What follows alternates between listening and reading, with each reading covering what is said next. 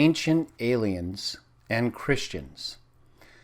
Many people, and probably most of you who are with me today or listening to this video, have heard of the ancient alien theory, either as part of the History Channel series, or maybe you have read some of the books or online articles and or seen videos by different proponents of the ancient alien theory.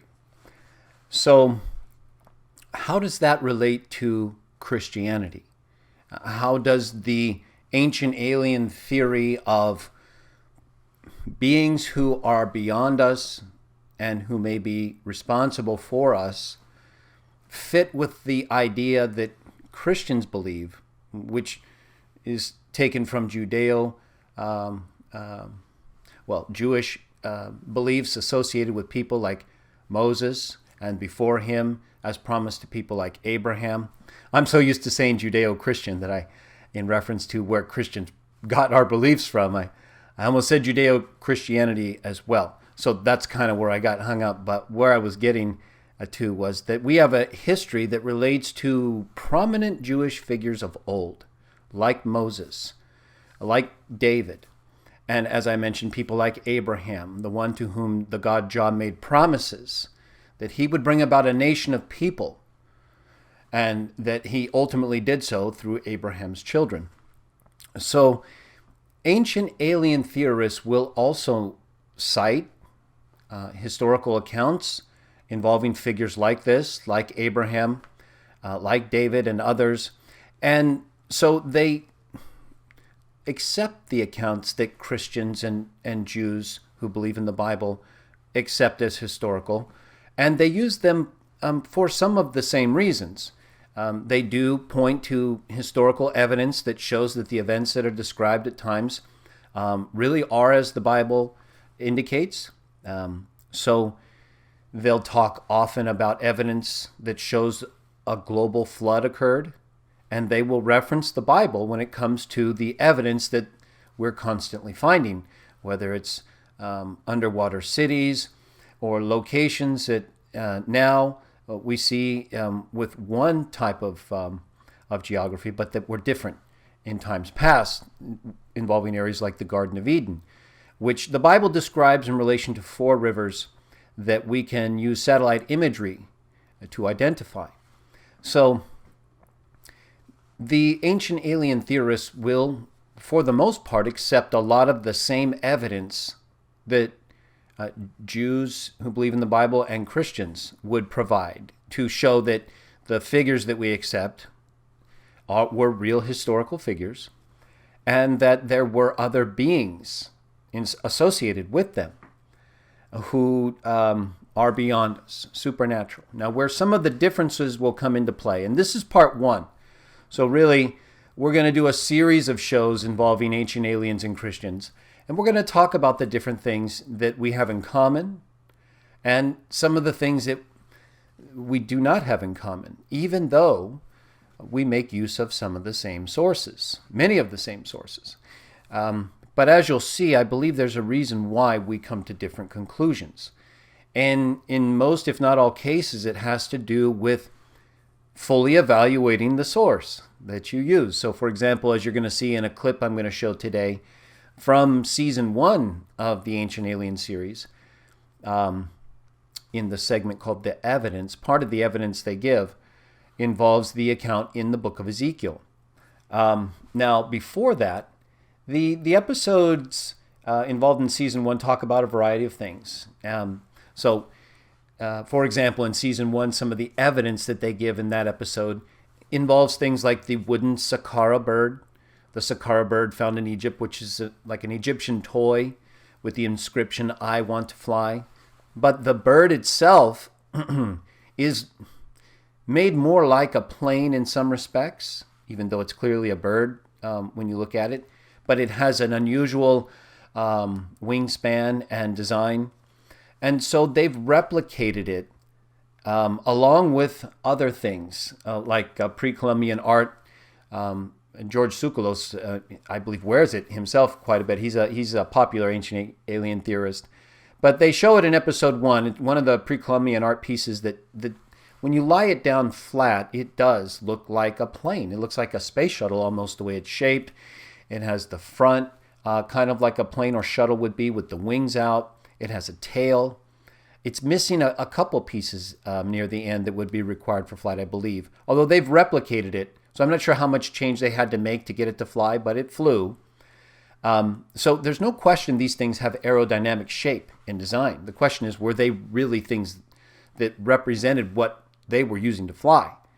Which is a lot of what this part of the episode is trying to establish. That in ancient times, our technology and understanding was such that we could actually fly, and that we had visitations from these beings who taught us these things. And that's how we had this advanced understanding. So, however, when you look at the pin, and this is something they don't do on the episode, and I've not heard anyone reference, but if you look at the pin, I'm not going to show it on the clip, but if you just pull up season 1, the evidence, or if you have the CD, and you go to the point where they're talking about the pre-Columbian art, you know, it's intermingled with other pieces that clearly do represent figures and insects. But if you stand the piece I'm talking about up, that looks like a plane and that they wear as a pin sometimes to show that they believe ancient peoples could fly, it actually has eyes. The piece has eyes. You can even see it when it's lying down. And it looks like it's just it's a being with eyes and a mouth. They kind of see the mouth as a cockpit, but I don't see how then they would understand the eyes. But either way, it clearly has eyes, a mouth, and it looks like those are its wings. And it's standing up, and it has like a bottom wings. And then below the wings is where you get that tail that's sort of turned in a different direction if you're standing it up. But that could be how they stood it up. That could be how they just, it could have stuck into the ground or into a pot or some surface that was porous enough to fit it in, and it stood up and it looked like a standing figurine. Look at that piece. Look at that pre-Columbian gold piece that they feature in episode 1. Because even though I do believe it does look like a shuttle type craft, and they did make a replica that could fly, so I'm not denying its aerodynamic quality, but it looks like a figure. It actually does look like a being of some kind versus intended by these pre-Columbian peoples to be a plane. Now, it may look like a plane because of the way the wings out and the fact that they were balanced. They were designing things that had symmetry, like everything really in nature and in ourselves, and everywhere we look, there's a dynamic symmetry in all living beings that would be hard not to replicate when you're designing something that's supposed to be a living being. So it could just be that as a consequence of our design being that we are so symmetrical ourselves in terms of how we walk and how we can move without falling. And this is everything, so evolution really has no merit in any way. It never did.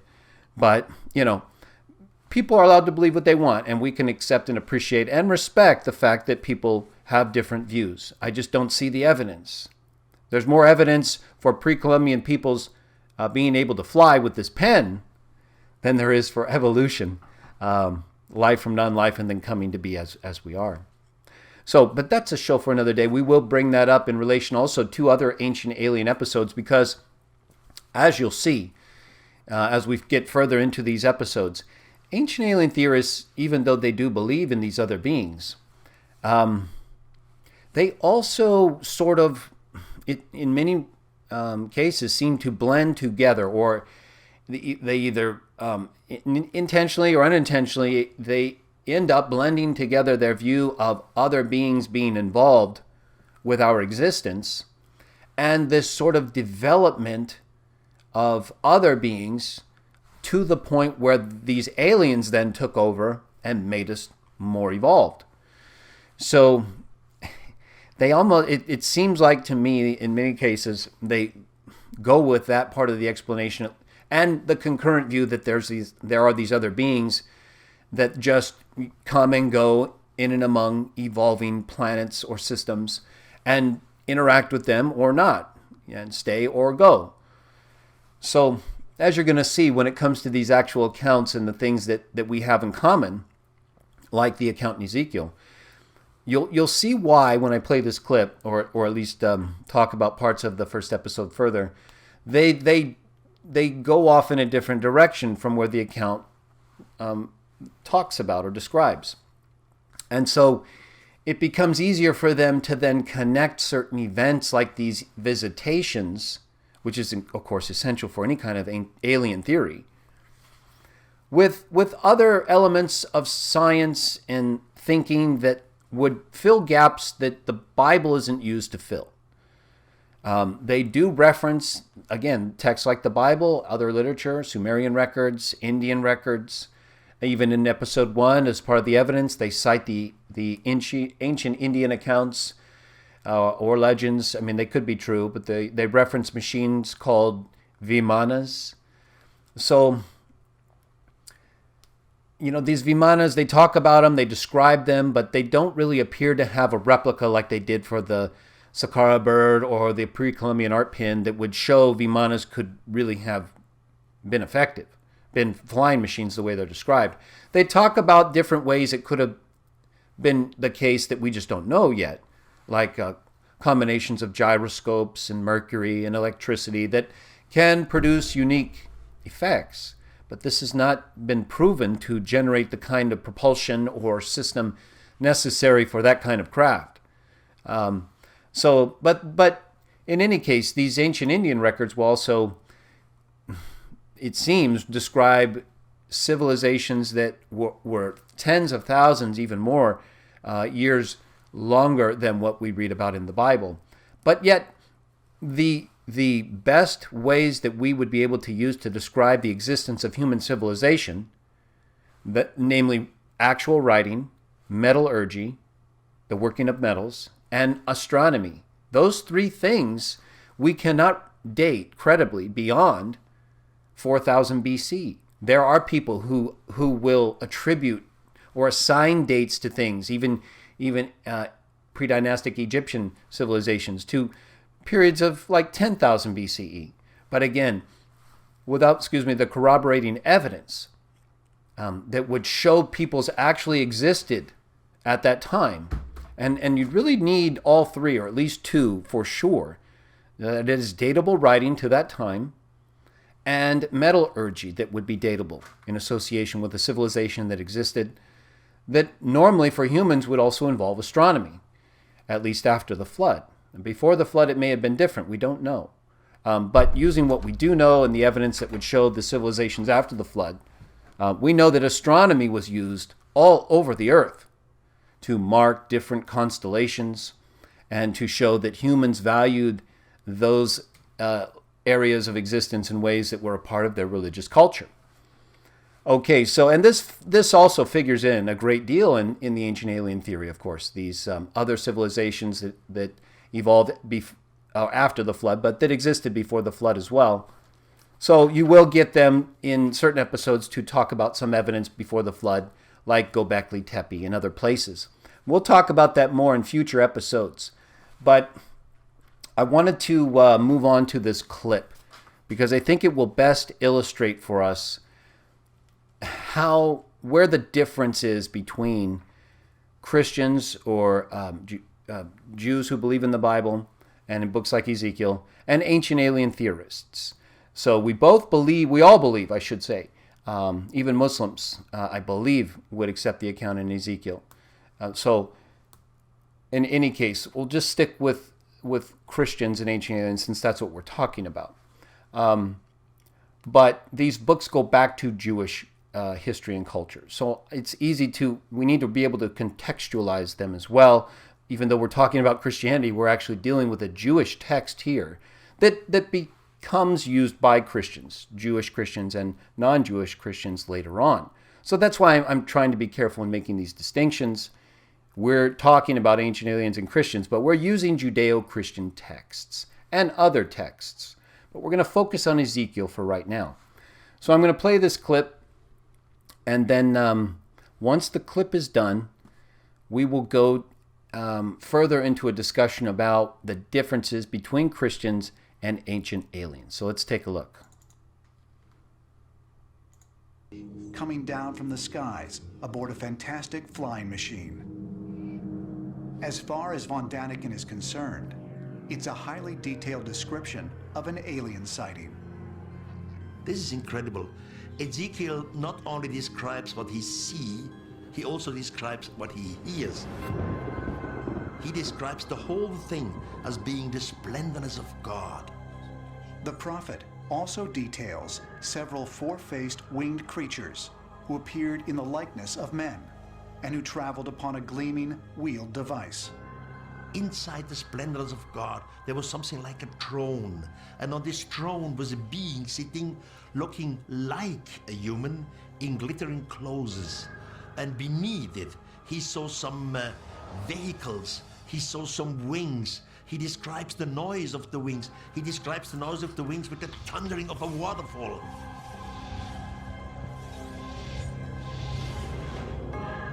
Ezekiel saw his wheel within a wheel. This sounds more high-tech than supernatural, and we can't suppose that people 3,000 years ago would understand the difference between the supernatural and high-tech. But what if there is more to... Pause it right there real quick. We don't really, you notice there, it sounds more high-tech than supernatural, but he just said they wouldn't have known what tech was, so how else would they have described it other than what they knew? And he's looking at it backwards, anachronistically, with his understanding of technology, and say, well, this is probably what they meant. Yet that's not exactly what they described. They understood by this time what metals were in ways that they used as a likeness to represent the things they're talking about. So, in one hand, again, I want you to notice they reference the account, but then they sort of second guess the extent of their knowledge to be able to describe what they're actually seeing, and then in place they put what they think is really what they meant to describe. All right, let's play the rest of the clip. to Ezekiel's heavenly visions than the imaginative insights of a religious man? What if there was a scientific foundation for them? Yes, I once had the opportunity of meeting and spending time and traveling with a gentleman by the name of Joseph Blumrich.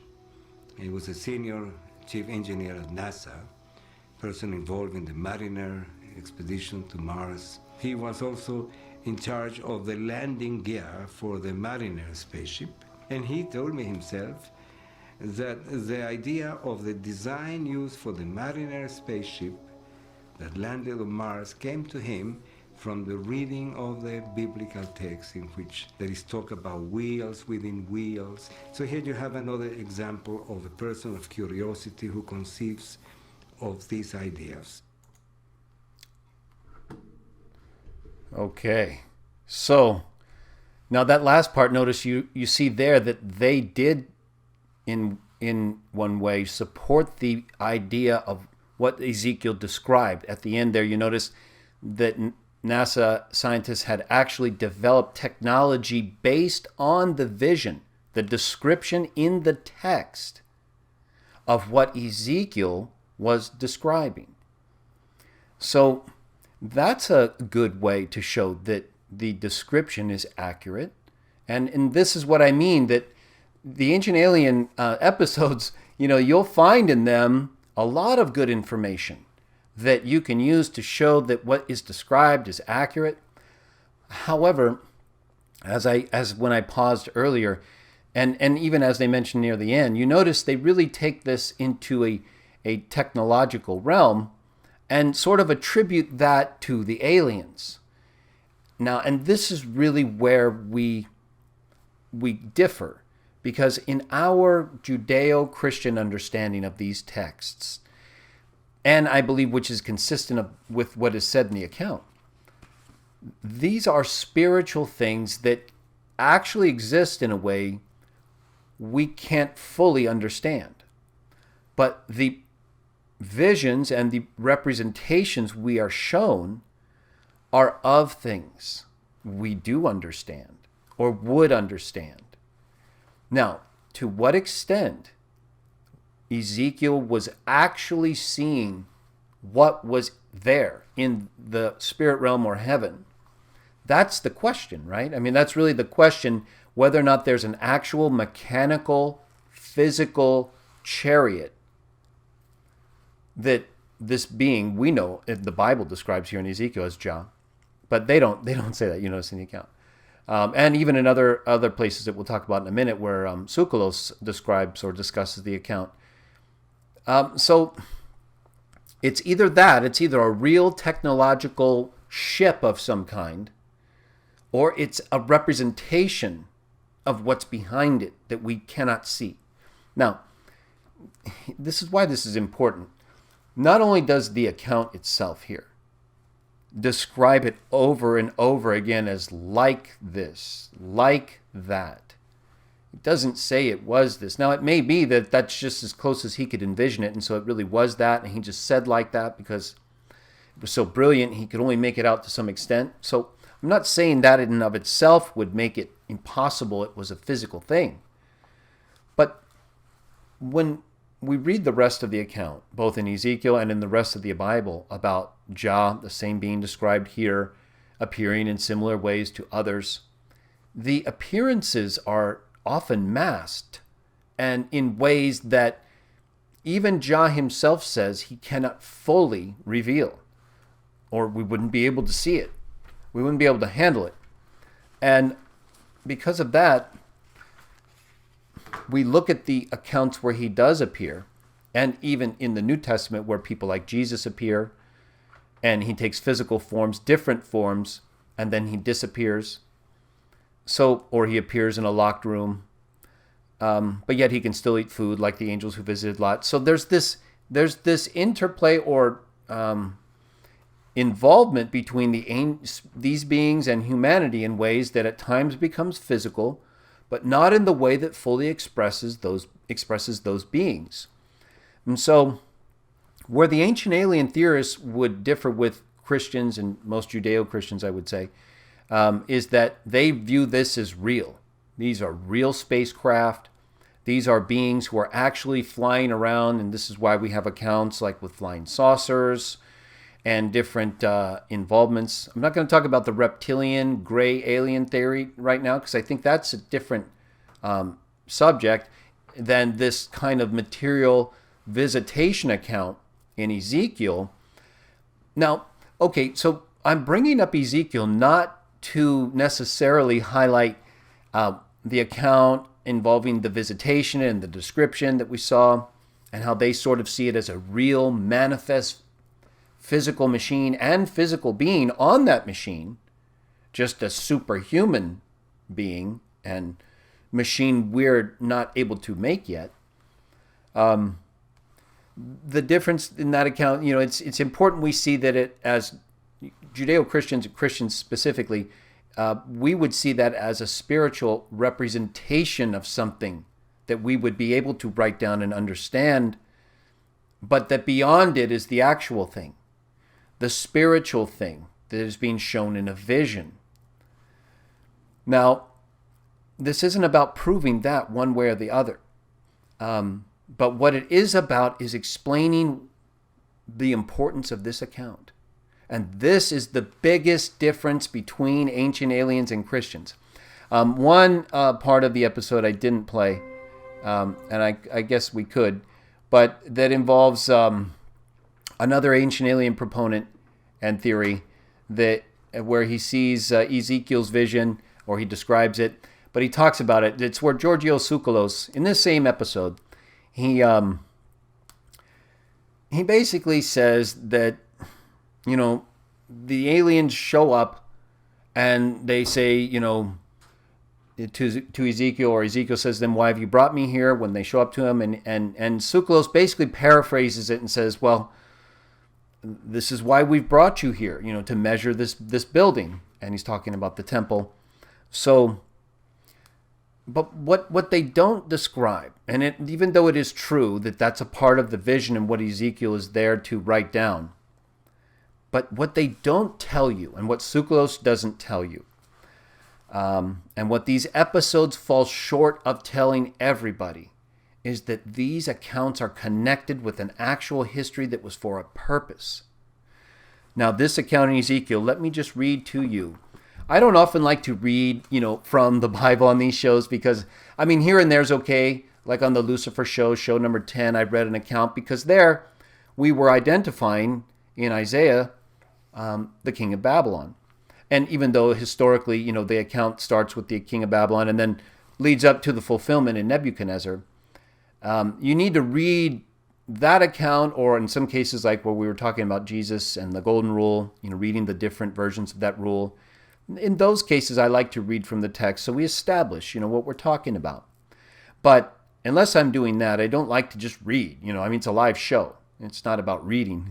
We can read on our own. It's good that we share text, but my primary interest here is to get to information we can present, that we can rely on and believe and then share with others if they want it. So now let me just share with you a text from Ezekiel. So Tsoukalos and others, you'll see if you watch this episode and consider their understanding of the Ezekiel vision, they don't get into the real reason ever why this occurred. And even when they talk about the flood, as we'll discuss in future episodes, they don't really accurately describe. They think they reference it one time in reference to the flood as it being an event that God brought because the earth was wicked, but then they go off of that and propose other theories that don't connect with the actual account or the God Jah, who is the one responsible, according to the account, for the flood.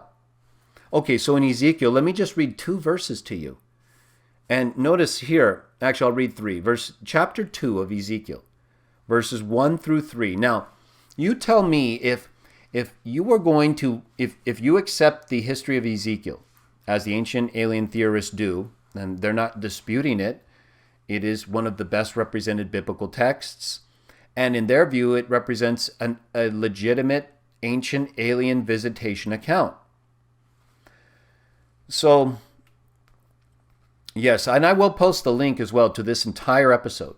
And I tried to get one with some subtext, and I'll put some have asked me to do that. So, in any case, they're not difficult to find, but I'll post the link to this one. It's a YouTube video, and I just thought it would be a good way to show briefly. I have other clips, but let me get through this and we'll take a look at the questions. And I think you saw the main part because this is about setting up this series of videos, explaining that the primary difference between us and ancient aliens is that they believe essentially that there are these other beings, but that they're superhuman in ways that are much more like us than we would say spirits are. Although, again, when we talk about spirits, we're now into the metaphysical realm that really none of us fully understand, or even, I would say, partially understand. We have, in my view, in these accounts and in people's experiences, representations of what they do. So their visions, their accounts in some cases, like when they actually come down or when there's physical manifestations of glory or power, they're actually here. I understand that. But there are times when there is a vision, and it's very obvious there is a vision. You're at a location, and the descriptions leading up to the account basically explain that there are a series of visions being taken. And in this case, if you look at Ezekiel 1:4, he talks about how he began to see and look, there was a tempestuous wind, and all these events started to happen, and then the chariot appears. So you could see this as an actual visitation and not just a metaphorical representation of spiritual things. And that's why it's important to, even if you think you can more or less prove one side or the other on that question, to look past that account. That's one question, and that's a very important question to ancient alien theorists because they firmly believe that in some way, essentially, we're just going through the process of what these other beings went through before. They're just on a different point in their evolutionary cycle or process, and then they came and essentially recreated what they went through, or at least if that's not, they may have different views, but that's one of them. And then they just are redoing what happened to them before. And so we're much more like them, they would say, in that way. So, however, but their use of these accounts falls short, and I was getting to that. But I wanted to make sure everyone essentially understood the main difference, and that is they see us, or these beings, as really more like a higher evolved form of what we are now. And whereas we would see these beings as more spiritual. You saw even in the clip, right? He said that sounded more technological than spiritual. But yet, what does these accounts describe these beings as spirits? So the very accounts that they would cite describe these beings as spirits. So how could it not be spiritual? unless they're taking a physical form or manifesting something in a physical way, which is possible. So again, that's why we have to say, what is the account about? Why do we even have this account? Is this account just to show us that there was a visitation? Is this account just given to measure out the temple? And if so, why was the temple so important? Was not the temple the place where Jah was worshipped? They don't really get into that at all. But let's set that aside, since at least they do describe the fact that part of why the visitation occurred was to measure out and build the temple. But let's take a look at just a couple other verses. Chapter 2, verses 1 through 3. I'm just going to read them real briefly. And you tell me what you think. You tell me what you think is the reason for this visitation after I read these 3 verses. Verse 1, and he proceeded to say to me, this is the one who is visiting Ezekiel. He proceeded to say to me, Son of man, stand up upon your feet that I may speak with you. And spirit began to come into me as soon as he spoke to me, and it finally made me stand up upon my feet that I might hear the one speaking to me. Okay, last verse. Verse 3, and he went on to say to me, this is the being, the one visiting Ezekiel, talking to Ezekiel, Son of man, I am sending you to the sons of Israel, to the rebellious nations that have rebelled against me. They themselves and their forefathers have transgressed against me down to this self-same day. So, you will not hear that in that episode or in what I have reviewed, any of the episodes connected with this account in Ezekiel, as the primary reason for this visitation. The people were rebelling against the God Jah. It's the same thing when it comes to their discussion of the flood, as we'll talk about either next week or the following week. We're going to do a couple of these episodes and then maybe a few other subjects, and then we'll get back to it. This will probably be an ongoing thing for a while because there's quite a bit of material. But my point is, they're not looking at the full account. They're looking at the account as a basis to support what they believe about these beings existing and actually visiting us in the past and now. That's why they would cite this account, that it's been happening. This is not new, they would say, and we agree to the extent that these beings exist and visit us. The way and the actual physical form they take or have at all times is something we probably wouldn't agree on. But that's the thing we know least about. It's like when we talk to the Trinitarians. I'm talking to Christians now, non-Trinitarian Christians, who know what I'm talking about. We get into these discussions about things that we really don't have the kind of evidence you would need to conclusively resolve the issue. So, I'm all about trying to work things out. And that would be true also with ancient aliens. More so with Trinitarians because we believe more beliefs together. We share our belief in the Messiah, Jesus. Whereas ancient alien theorists, I don't want to speak for all of them because there may be some who are Christian who are a part of the theorists, quote unquote. And so they would use it like we've been talking about in ways that would support our views. And then also see these other things, these other gods or demons. I've heard different views throughout the shows. But more or less, and certainly recently, I see the show as essentially getting more into a sort of Gnostic or even Luciferian kind of idea that essentially just is more about the enlightenment, illumination of humans that these beings provide us. That all of these events are really about enlightening us, bringing us further forward in our evolution and culture. And so the problem, though, is that conflicts with things like the flood. It conflicts with things like the Tower of Babel. These are things they would agree are actually true and actually happened, for the most part. And they would have different views about them. I'm not saying we would agree completely, but they do believe these events actually happened. They just see them as contextually different and consequentially different as well at times. But nevertheless, so if these aliens and beings even the ones we refer to as like Lucifer, Prometheus, and other beings that they would say, even Satan. There was an episode about the devil and Satan, and essentially, they talked about some of the Judeo-Christian beliefs, but they came out essentially saying he was a misunderstood guy.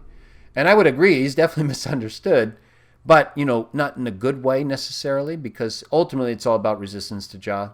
So while we might be able to relate because we sin and or see him differently according to the accounts than other people see him, I see him as just a son of God who doesn't listen to Jah, pretty much. And I'm trying to think about it beyond that. But they would see him as more as someone who's trying to help us, even though we've all died, right? And they talk about this quite often. We'll get into it in different episodes. But they definitely are speaking more and have over most of the episodes, but more so I would say recently, gotten into this idea of the enlightenment and illumination that comes through these beings, even Satan, versus the damage they've caused, the death. They don't get, he's trying to help us so much. How come we're all dying since then, since what he told us to do? So if you're going to use the very records that refer to those accounts, how can you use those accounts to describe Satan as someone who's trying to help us? It's like a criminal who tries to get you to do what they want, but only for their ends, not for you, right? It seems like they're trying to help you, but is it true? Well, not usually. So, in any case, the point is that the idea that they try to overall promote about these beings as being enlighteners and aiders, they do view them as in different factions, and so they would see things like Jah and his causing of the flood or other things as either part of that war of factions, or just that humans had disappointed the aliens so much in ways that they wanted to start over. But they don't really attribute, what I'm getting at is they don't really attribute the accounts and the effects of the things to the things that were being done or not being done according to Jah's will. See, they're not really tying it all together to Jah or to the Messiah.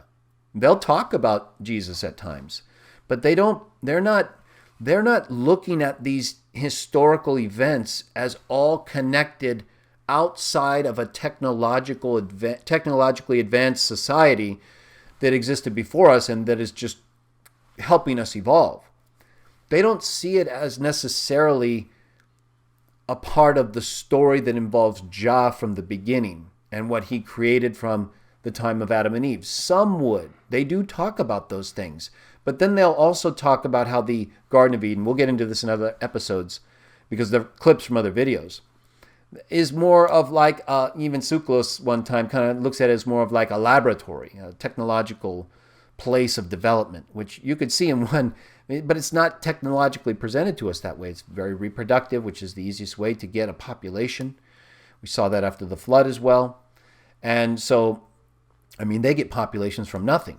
In the first place, from the evolution they claim took place, and then after all the extinction events that evolutionists and even ancient alien theorists agree took place. And yet they would say that the Earth repopulated on its own, although the ancient aliens would say that this was also aided in the same way we would.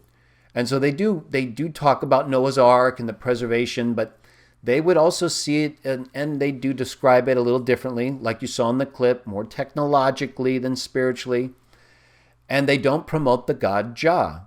You see, this isn't, to them, it's not all about Jah and people rebelling or not rebelling against Jah.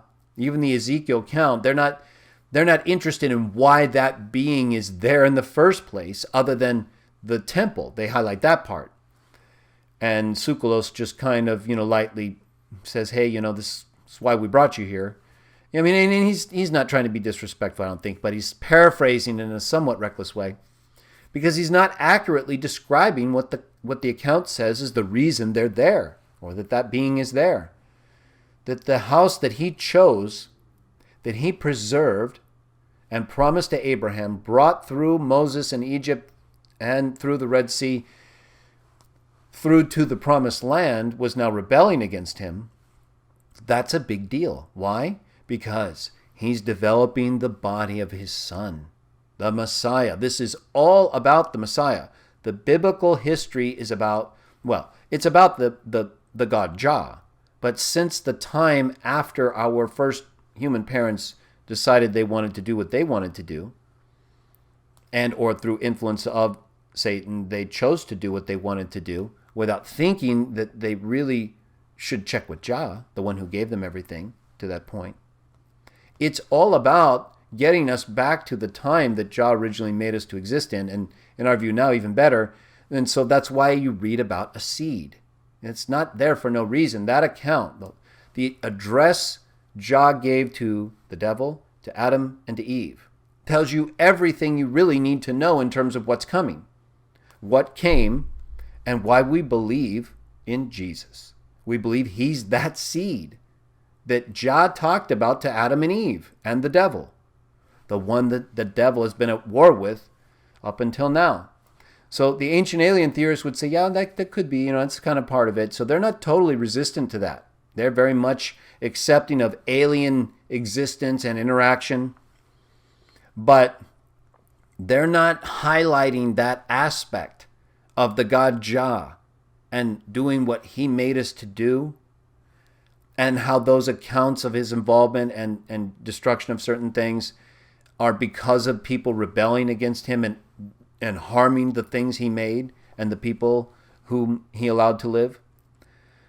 So they don't talk about it in that way. They don't look at it as a Jah or non-Jah way thing. It's really just more of a kind of a spiritual being, hierarchy, cosmological interrelationship that could go either way at different times, and that we're a part of in this sort of ongoing way, and that we're being enlightened during this time to our benefit, whereas we would see it as being enlightened to our destruction.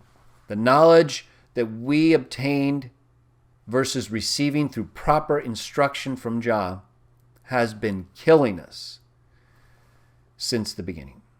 So Judeo-Christian belief is that this enlightenment and knowledge, the only enlightenment and knowledge that works, is from Jah. Why? Because he made everything. There's not like a secret way to get things to work better. You see? That's why when you read the accounts of Jesus, he says it over and over again. I've come not to do my will. I'm not teaching my own things. I saw what the Father did. That's what I'm telling you. Because he knows there's no other thing to do. And that's the best thing to do. And guess what? That makes you just like Jah. It is the best way to get what these other beings are trying to take in our view. Satan wants to be worshipped, but he wants to be worshipped according to his terms. So I'm not saying he's trying to be like Jah. That's the whole point. He believes in his way, like Jesus is. When he speaks according to himself. When people today speak about the things they believe, they're speaking according to themselves, or they're using the evidence, the best available evidence, and hopefully they're drawing conclusions from it. I believe the ancient aliens theorists often do that, and they often present good information that you can use to see what's going on there that you can't get, often by going there yourself. But the conclusions they often draw are not accurate. And they rarely, if ever, really tie the events that they're highlighting to the worship of the God Jah, and how these beings are really acting for or against him. So those are the essential differences. But we do have something in common that's very important, and that's that we believe that there are other beings who exist. That's almost, it's essentially been proven now. There's no way mathematically we could be the first beings doing what we're doing. They've ran simulations that I think are accurate. You can look it up. But we don't even need that, right? We can see that life only comes from existing life. Therefore, life must be eternal because we're here now. There's no way you can get life from something that's not living. And so scientifically, life must always have been, even if we can't fully understand how. Beyond that, see, we can show that it's true, but that doesn't mean we can fully grasp it. There are many things we cannot fully grasp that we can show are true, like gravity or other things that we can't even see but that we can demonstrate consistently. And so we can show also based on the design and things that are around us and that we are, from the earth to all the creatures on it, to the sun, the moon, and the stars. They all show a design and symmetry, a balance and association that is anything but an accident. There have been no accidents that would suggest that could take place and be maintained in those ways. So we're going to talk about a lot of things in terms of the ancient aliens and the evidence they show. We'll get into features about the moon. We'll get further into evolution, the dinosaurs. There are a lot of good videos in this series that I think promote what is true. It's just that as Christians, we need to be careful because not everyone sees things the way we do. They don't have to. But when we're going to look at evidence and things that people present, we want to make sure we're presenting them accurately. So if we're going to cite evidence from things like ancient alien episodes, we can cite it, but we just have to make sure we contextualize it and be honest with people and say, okay, they do believe this. They do show that this is, this video and this evidence, but they don't agree with us on how this connects with the accounts that they're citing to see how it relates to things like Jah and the Messiah.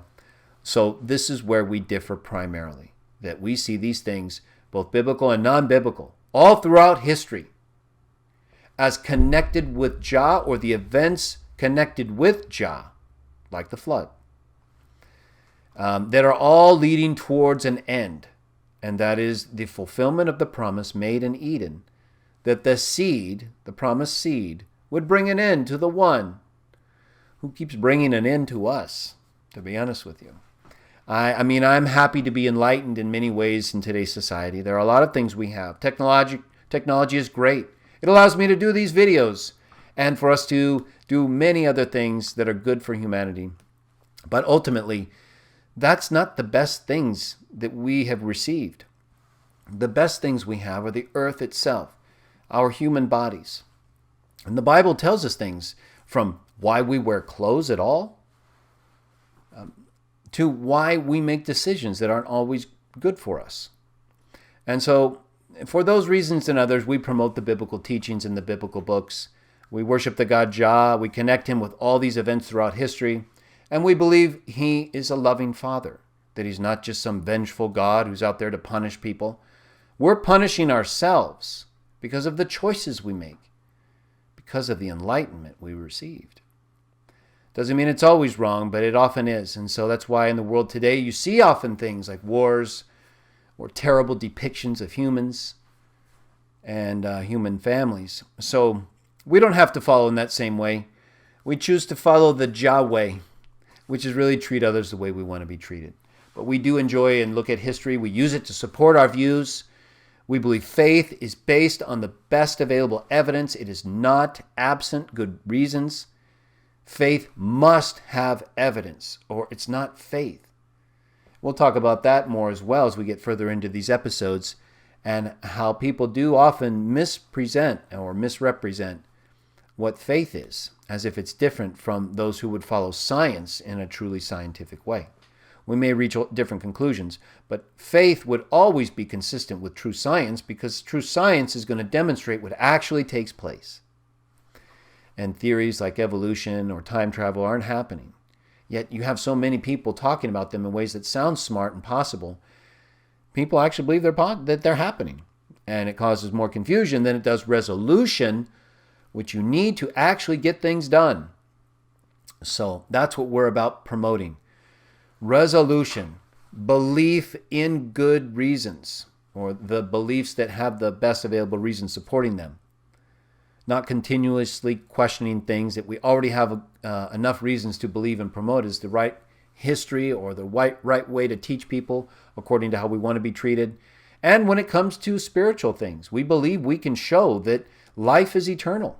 We can show scientifically that it's both eternal and intelligent, that it's why we're here now, and that everything that we are and that is around us is an evidence of those intelligent beings that have caused us to live. So we're going to talk more and more about this. We'll talk about different aspects of ancient alien theory. One more I'll bring up, and then I'll look at some of the questions, is, you're going to hear, probably next week I'll show the clip, a guy, he talks a little about, I think he even has a sun and moon and star tie, maybe a new age type person, which is fine. We don't reject anybody, but we also recognize people who reject us or who don't have beliefs that are favorable to us in ways we need to be careful of. And he says right there, well, in one of the videos involving him, he says, you got to watch out for Christians, but he's talking about them in ways that it doesn't even appear he accurately understands. But there's another video involving him Or someone, I think, in a similar series of interviews on that video, where they talk about a problem, a quote-unquote problem for Christians, and that is, what does redemption do for other planetary civilizations? They present it as a problem, like this idea of, when they do actually talk a little bit about Christianity, it's somewhat negative, because they question how the idea of redemption, this idea of Jesus coming as the seed and curing us of our condition that causes death, the bad choices. They present that as a problem for other life in other places because, as they say in the video, what do you do about them, right? Jesus came here, so how do we get redemption for life or aliens that live in other places, other planets? Well, first of all, that question assumes that there are other civilizations beyond the spirit beings who sent Jesus to give his life for us, to redeem us, that would inhabit planets in a way that we do, where they would be making decisions that could be bad and therefore require a redeemer. But there's no evidence of that. There's no evidence of that in the biblical accounts that talk about the very thing he says would have to be happening, or how would we deal with that. Interestingly enough, the Bible never describes life on other planets, even though it talks about the creation of the planets and the stars, the luminaries, and the earth. Yet back then, if they were just evolving in primitive beings without really any actual knowledge of the cosmos, how would they have known that? How would they have known that this was the beginning, where everything started? And they could have just, in telling a story, said, this planets, all these planets with different beings, but this is our planet, and here's our history. It's not like that at all. And in fact, everything you read there, I think, is very consistent with everything we would say took place and has been taking place since. But we'll talk about that in another episode. So the point is that this idea of having to be redeemed on another planet that we haven't even shown actually exists with beings like us that could sin is not a basis to invalidate the Christian view that we needed a redeemer for our sin.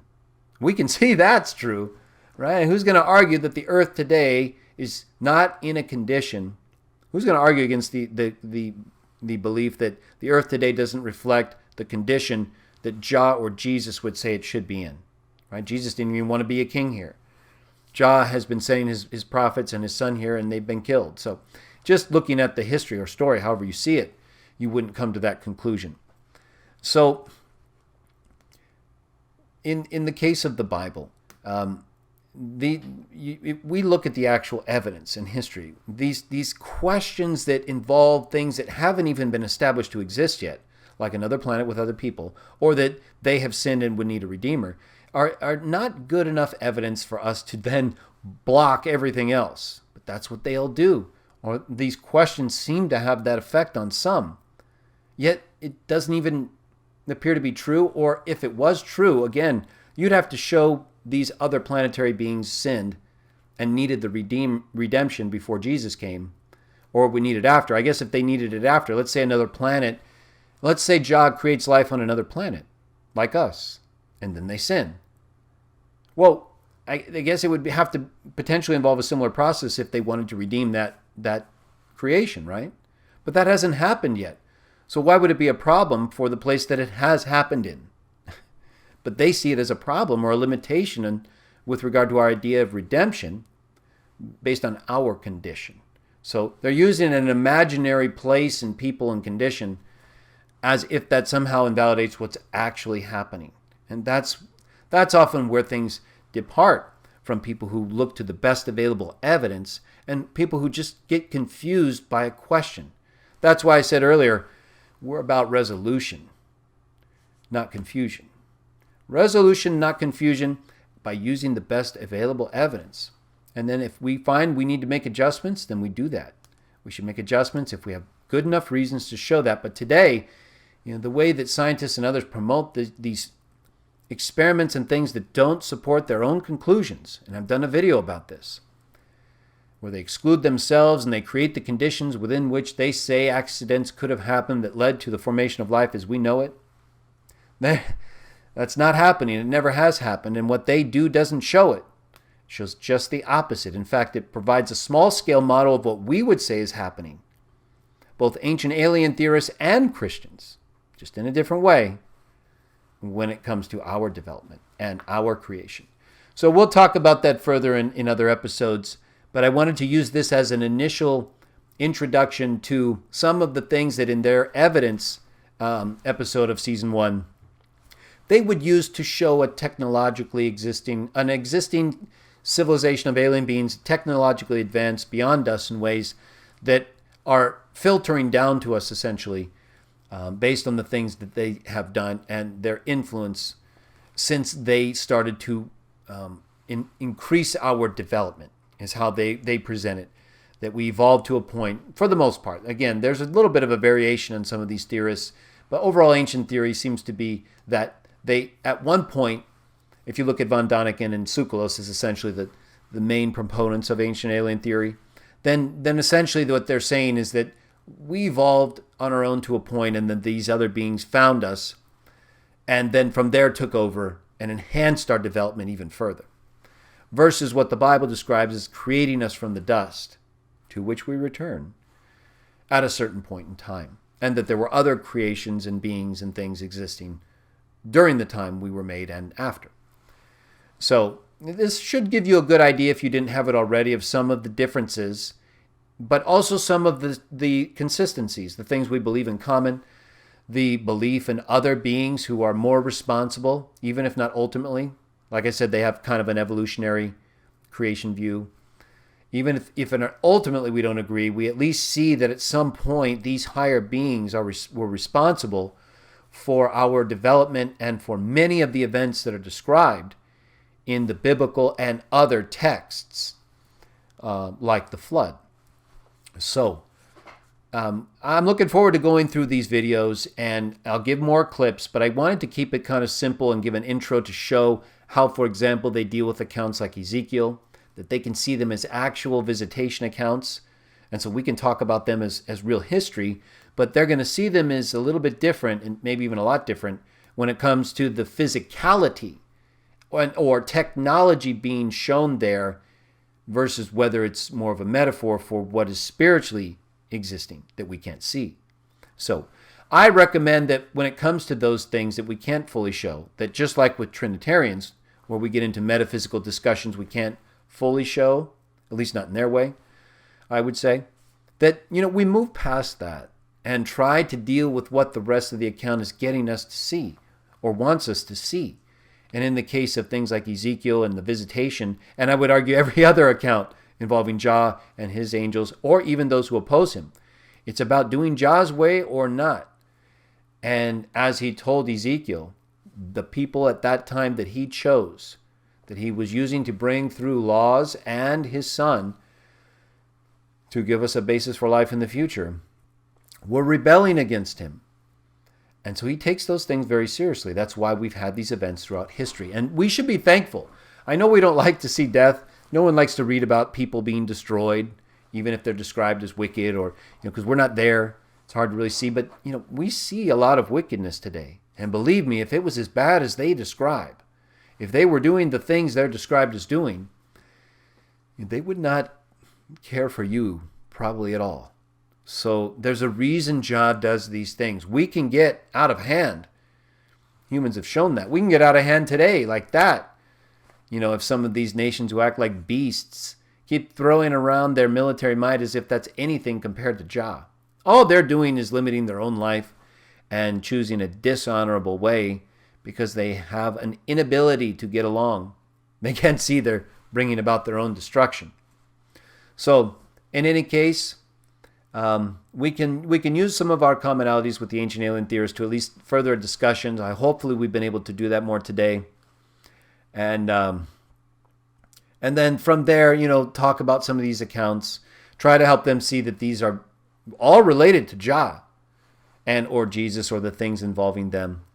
And there are other cultures, of course, like in South America, the Mayans and others that they point to, and that we understand and can historically explain, or at least show how they could have migrated and or been a part of that culture, and how they could have also been used by some of these sons of God and beings, their gods and others, that the ancient aliens also accept as existing, like Quetzalcoatl, They're like flying serpents, feathered serpents. So consistent with the biblical and other accounts that describe these beings is associated with serpents or reptilians.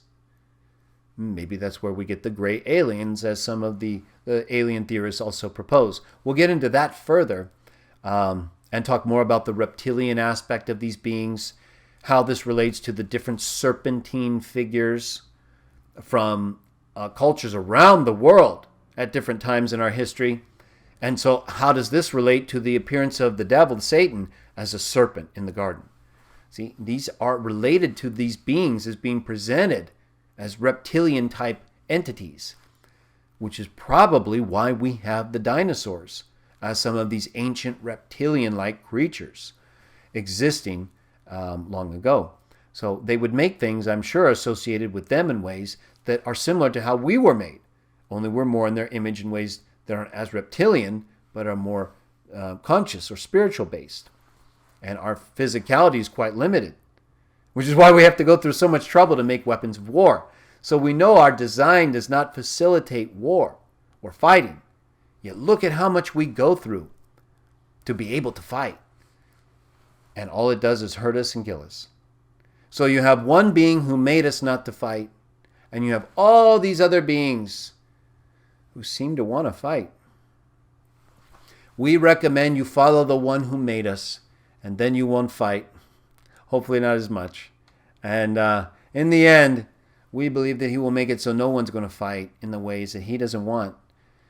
But for right now, we have to go through this period in our view because it's a judgment, a time when we're all being evaluated. And so we present these things historically as true, and we also believe they will help you, that they will provide you with a reliable foundation upon which you can have faith, so you make good decisions now and in your future as you live out your days. Let me see if we have any questions or any additional questions. I know I kind of went on. Looks like you guys are kind of talking to each other, which is good. We'll get into issues about flat earth and gravity and more in other episodes, but I was just using gravity to show you an example of something we don't see, but we know occurs. And so we can, well, we base things like air travel and flight and, of course, all kinds of things on gravity. And our whole life is associated and involved with gravity and its effect upon us. And so the position of everything, the moon, the magnetic fields, all of the things that are in place to protect us, we believe these ancient aliens are responsible for providing. We just identify them. We come right out and say it. We believe the most ancient alien is Jah, that the most ancient one after that is firstborn is Jesus, and that they made other ancient ones, the sons of God, among whom were beings that we now know as like Satan. Remember, these names were given to them after their actions defined them. And so names were much more associated with the character of a person in ancient times, and so likely also for these spirit beings. But who knows what his name was originally, or if it was different. I'm not here to speculate about him, because there's nothing he's really done for us in the ways that people think, other than now we have to use our knowledge to live. So it's essential now, but we're all headed down because of the things that we know and weren't taught correctly. So we didn't make the mistakes that we make. And that's really what Judeo-Christianity is about. The ancient alien theorists are more about just continuing to illuminate and to become more like the ones they believe made us. And so we essentially will replace them and then make more people like us. And so it would be this continuous cycle, basically. Whereas in our view, the cycle concludes with us when the earth has been restored to its place as a place where we can praise Jah. And he blesses us, gives us what we need to live because we're doing the things he made us to do. And that's it. Right now, that's not it. So we die, but we try. And so we should never give up, even if we make mistakes. I'm talking about the future and the way we were made. Right now, we have a harder life, even if it's easier in some ways because of technology. We still make decisions that aren't in our best interest. And that's why we believe we die.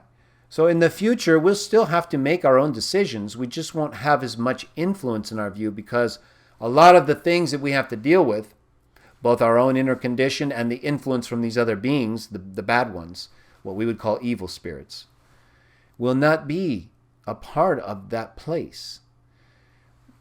So that's our hope. And it's why we have faith. It's not based on no reasons. It's based on the reasons we have from history and now that we can show we're not alone. That there are other beings who have been here all along. And that there's a purpose behind what they're doing. All right. So, yeah, I agree. A lot of progress. But, at the same time, and as you'll see in these ancient episodes, I'm referring to a comment here that says we've made a lot of progress. I'm not so sure. We have and we haven't, right? There's things we can do today they probably couldn't do back then, I'm sure. But there are things back then it doesn't appear we could do today, like some of the monuments, the massive megalithic construction that also evident season 1 in the evidence that the ancient alien theorists provide. They reference that, but I'm going to save that for next week. Next week we are going to have ancient aliens and Christians too. We'll talk about essentially we're going to talk about the megalithic construction, most of which I believe is pre-flood, so built before the flood.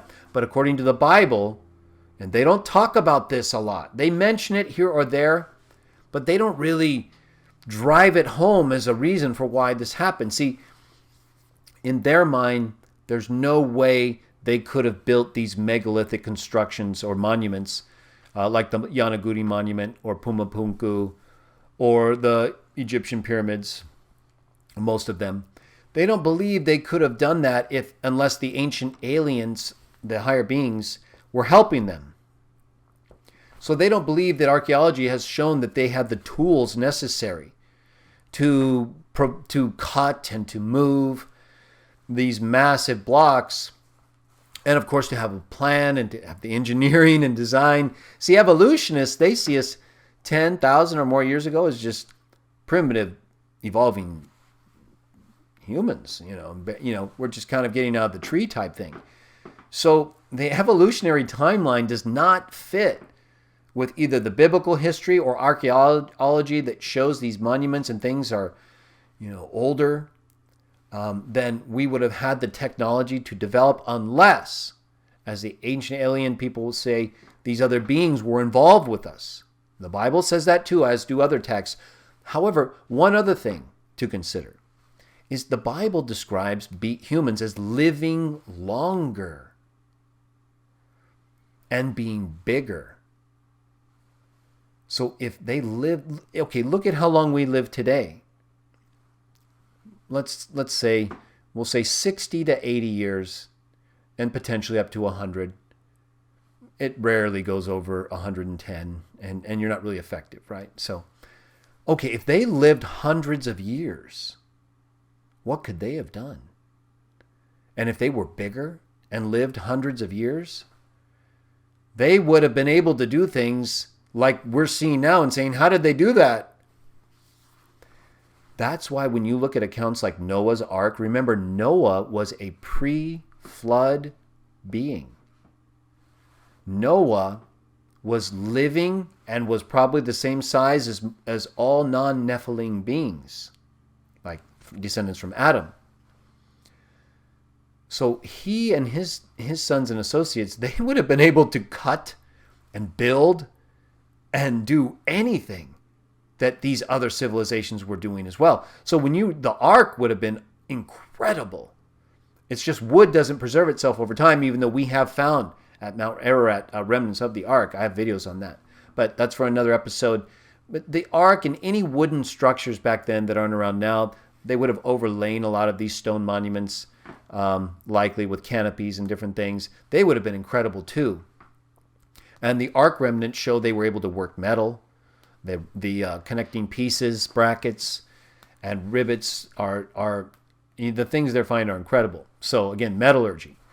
And then now, when you think about what they were doing in terms of like potentially a place like Göbekli Tepe. Okay, I've talked about this before, but Göbekli Tepe, about 100 miles from Mount Ararat, they talk about that here too. But their explanation in these ancient alien videos is that the peoples at that time just buried the site, that it was some kind of ritualistic site. Why? Why would they go through all that trouble to build a site and to engrave images of insects, beasts, birds, egg hatching? To me, that looks like a animal holding place, potentially where even Noah and those working with him were bringing animals from around the then known world and holding them, breeding them over the decades that they had. Remember, they had decades to build this ark, to gather the animals. Of course, decades to them, living hundreds of years, it would have still been a long time, but you see what I'm saying? So when you look at Göbekli Tepe, that looks to me like a pre-flood place that they used to hold the animals, maybe even have the ark right over it, and then the animals going right up into it with ramps and different things. Look at that site, and they've only barely uncovered the entire place, apparently. So, but what they have shown is massive stone blocks, containment walls, marked with images of creatures that are specified in the biblical account, from insects to wild animals to birds, even showing, as I said, the hatching process. What's that? So what are they doing? To me, it looks like they were holding the animals. And that fits with their ability to build these pre-flood monuments and things. So I don't necessarily agree with the ancient alien theorists that the sons of God would, or these alien beings would have had to have been involved with all of the different construction taking place. Now we know Jah was involved with Noah too, but by this time they had already had people showing them how to work things, the sons of God and others teaching them things in ways that would develop these societies and structures. So Noah could have just acted upon those things and done what he was able to do at that point, being someone who lived as long as he did and as big as he probably was. I'm not saying he was a giant, but I'm just saying they probably were bigger at that time in ways that fit the environment, because everything appears to have been bigger. We have archaeological evidence of bigger everything. Bigger insects, bigger birds, different types of birds. Archaeopteryx is a bird. It's not an evolutionary transitioning creature. We'll talk about that later. But it shows that birds existed way back then. Dinosaurs didn't develop into birds. They had birds back then. So they get off into all kinds of different things that we'll get into as well. And we'll talk about how we differ from the ancient alien theorists and others. But I wanted to get this episode going so we could at least talk about some of the things that they promote, some of the evidence we have in common as that we discussed, and then the things that we differ about when it comes to religion and or their theories about cosmology and how we all came about. So we'll talk further about it. We'll get into some other issues. We'll talk more about evolution, creation, intelligent design, and other things next week and in future episodes as we move through the series of Ancient Aliens and Christians. And I look forward to your participation in those videos. So thank you all once again.